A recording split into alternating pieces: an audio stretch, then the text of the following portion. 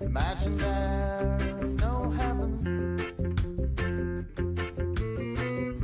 It's easy if you try. No hell below us. Above us only sky. Et salut tout le monde. Et on se retrouve sur Chorizo pour une petite promenade hivernale encore. En ce moment, j'arrive pas à naviguer dans des conditions sympas. Vous êtes plusieurs en commentaire à m'avoir parlé de la sécurité en bateau, à savoir comment moi je m'y prenais pour être le plus sécure possible. Alors j'ai déjà fait une vidéo sur l'armement de sécurité, on va laisser ça de côté parce que d'une part on le trouve partout et en plus ça dépend vraiment du programme de chacun. Mais ça va être une vidéo plus axée sur la sécurité en général, sur les lignes de vie, sur le port du gilet, sur plein de choses comme ça quoi. Sachant que ce n'est que mon avis hein, et moi j'ai tendance à sursécuriser je pense ma pratique de la plaisance quoi. Attendu que mon objectif premier c'est de me faire plaisir sur l'eau et que je veux pas être parasité par un stress quelconque qui m'arrive quelque chose. J'ai pas envie de naviguer, j'ai pas envie de naviguer en me disant que à tout moment je peux ne jamais revenir quoi. C'est pas du tout ma philosophie.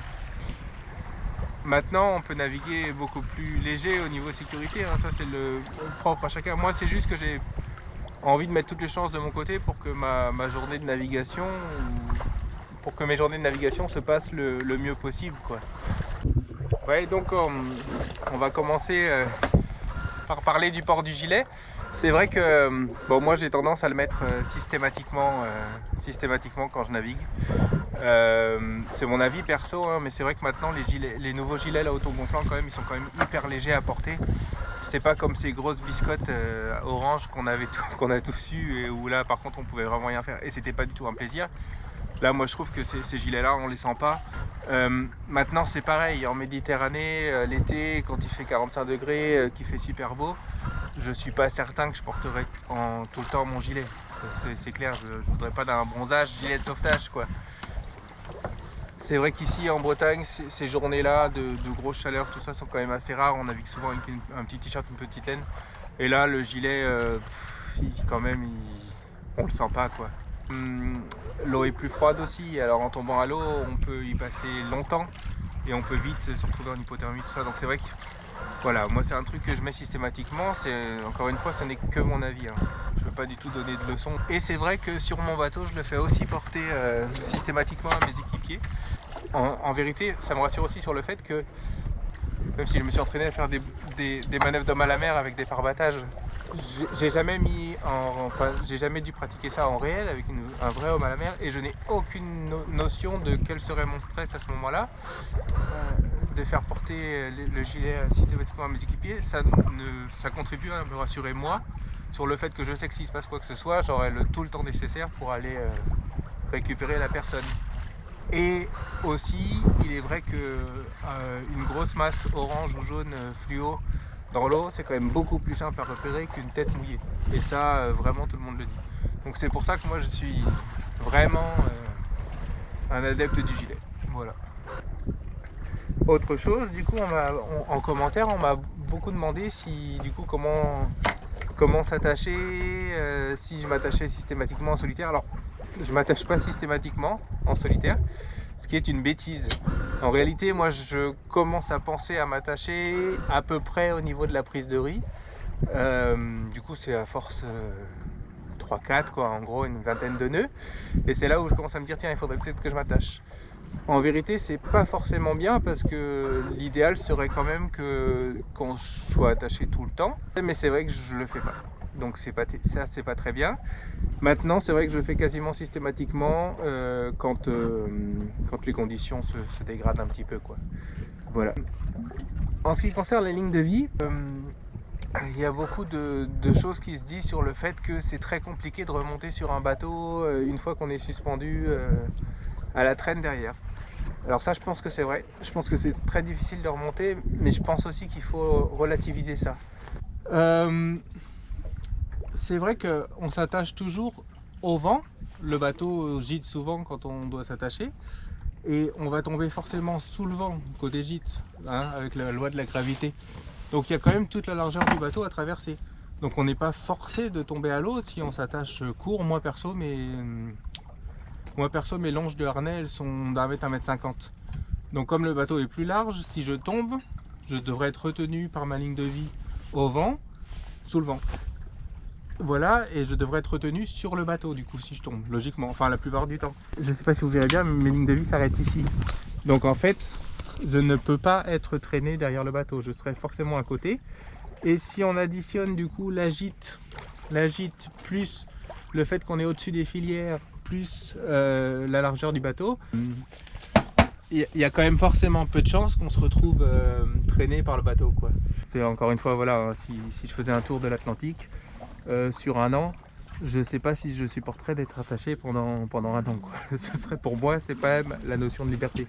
Donc je comprends aussi que ceux qui font des grandes traversées et tout, même si c'est paradoxal parce que c'est là où on en a le plus besoin, je comprends aussi que cela ne s'attache pas, quoi. Autre élément sur la sécurité qui est assez important, selon moi, hein, c'est en fait la préparation du bateau. Je pense que pour naviguer le plus sécure possible, il faut vraiment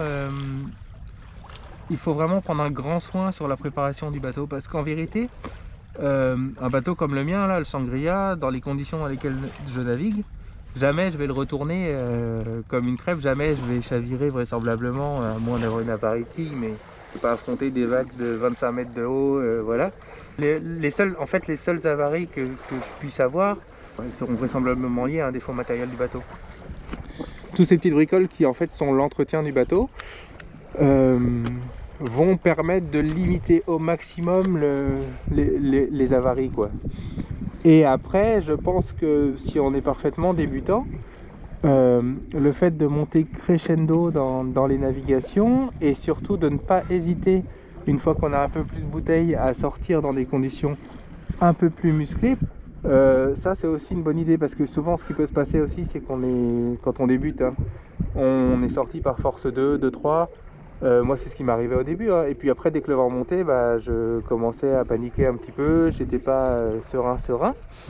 Donc le fait de monter crescendo dans l'apprentissage, de certainement pas sortir de suite dans des conditions hyper musclées pour voir ses limites, c'est pas comme ça qu'il faut faire. En fait, en vérité, il faut les limites, elles viennent en même temps que la progression, quoi, en vérité.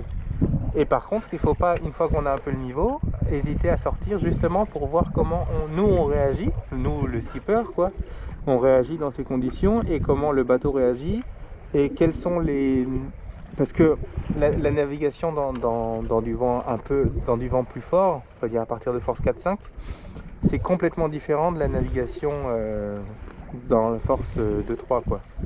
Clairement. On va dire qu'il y a une barrière entre voilà, autour de 20 nœuds où la navigation change du tout au tout, les forces engagées changent du tout au tout, et c'est là où on va prendre plus de gîtes, les empannages vont être plus musclés, la mer va grossir, et c'est là où aussi on va risquer de se mettre en danger. Donc je pense qu'il ne faut pas hésiter, une fois qu'on a le niveau, à sortir, même si ça bastonne un peu plus. Même si c'est pas très agréable, on est mouillé, il fait froid, tout ça. Mais il n'empêche que ça permet comme ça, si on se fait un peu surprendre par des conditions, au moins on pourra toujours ramener son bateau en sachant quoi faire. Autre petit point que je voulais faire aussi, il y a un truc qui est assez important sur l'armement de sécurité. On se trompe souvent sur la notion d'abri en bateau. En vérité, on est bien plus souvent en semi-hauturier ou à plus de 6000 d'un abri qu'on ne le pense. C'est le cas notamment, chez nous par exemple, on a des autoroutes avec les courants, notamment le Rat-de-Seine, le Chenal du Four, le Goulet de Brest par exemple. Et il faut déjà, quand on est engagé dans un de ces endroits-là, il faut savoir qu'on ne peut plus faire marche arrière. Si on a 5 ou 6 nœuds de courant, on est obligé de le passer avec le courant. Donc tous les abris qui se trouvent dans notre sillage ne sont plus des abris, on peut plus y aller. De la même manière que quand on a des porcs qui assèchent par exemple, et 12 heures par jour ou 18 heures par jour ou 20 heures par jour, et ils ne sont plus accessibles parce que tout simplement il n'y a plus d'eau. Et ça ne sont donc plus des abris. Dans les ports à passe, par exemple Arcachon, les Sables d'Olonne, tout ça, il peut y avoir de nombreuses heures dans la journée où on ne peut plus rentrer tout simplement à cause des passes. Et donc l'abri, peut-être qu'il va se retrouver, l'abri qui est à 3000 derrière nous, qui n'en est plus un, on va peut-être avoir un autre abri qui va être à 20 ou 30 000. Ça ne veut pas dire qu'il faut embarquer un radeau de survie à chaque navigation, hein. Pas du tout. Mais qu'il faut quand même avoir en tête que des fois, on aura besoin de faire plus de 6000 pour trouver un abri. Maintenant, il faut que la mer reste un espace de liberté, il faut que chacun fasse ce que bon lui semble en vérité. C'est pour ça qu'il n'y a pas de bonne ou de mauvaise solution. Moi je vous donne mon point de vue sur ce que moi je pense être bon pour moi. Mais en vérité, encore une fois, je l'ai dit tout à l'heure, mais c'est plus important. En fait, c'est plus pour moi et pour passer un bon moment que je m'impose cette rigueur sécuritaire, que finalement pour le risque qu'il m'arrive quelque chose, parce que les risques sont hyper limités dans mon bassin de navigation. Il y a du monde autour, voilà, il y a des sémaphores, des machins, s'il m'arrivait quoi que ce soit, ça se saurait, je pense, hein. Mais au moins je sais que n'importe qui est sur mon bateau, je peux le récupérer à peu près n'importe quand. Je sais que mes chances de tomber à l'eau sont très limitées, que si je tombe à l'eau, j'ai ma balise, j'ai mon gilet, on viendra me chercher. Je sais que le bateau est prêt et je sais qu'à peu près tout ce que j'ai envisagé comme problème, je l'ai anticipé. Après, soit c'est des problèmes qui arriveront pour des choses que j'ai pas vues ou que j'ai pas anticipées, ou soit c'est des choses qui seront de l'ordre de l'inévitable et auquel cas c'est comme ça. Mais au moins je suis serein. Et c'est vrai que mes premiers bateaux que j'ai eus, j'étais plus jeune, j'étais un peu moins à cheval et il m'arrivait plus de choses bizarrement et il m'arrivait plus de galères et je prenais beaucoup moins de plaisir. Voilà. Donc écoutez, j'espère que ça aura répondu à pas mal de vos interrogations.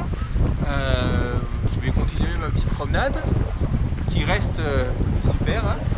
Voilà. Et puis à bientôt pour de prochaines vidéos. Salut tout le monde!